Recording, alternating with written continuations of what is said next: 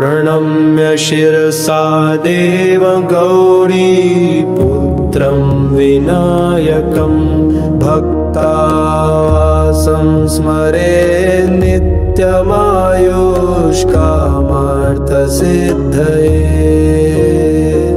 प्रथमं वक्रतुण्डं च एकदन्तं द्वितीयकं तृतीयं कृष्णपिङ्गाक्षं गजवक्त्रं चतुर्थकम्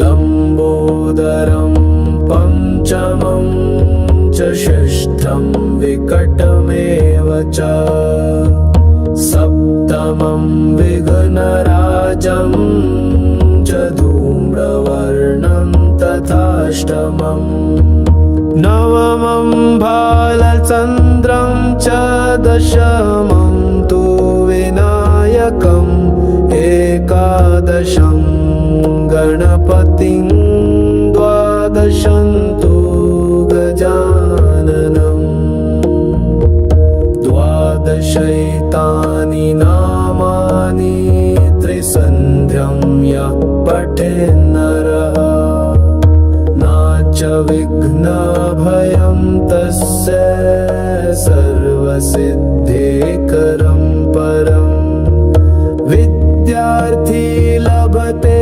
विद्यां धनार्थी लभते धनं पुत्रार्थी लभते पुत्रान् मोक्षार्थी लभते गतिम् जपेत् गणपतिस्तोत्रं षड्भिर्मासैः फलं लभेत् संवत्सरेण सिद्धिं च लभते नात्र संशयः।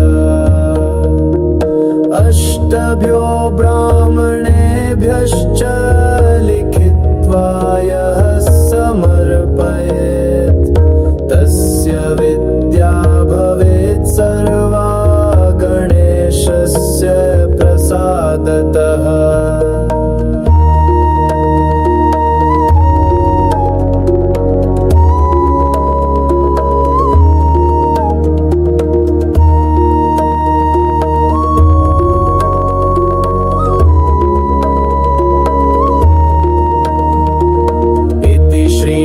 पुराणे संकष्टनाशनं नाम गणेशस्तोत्रम्।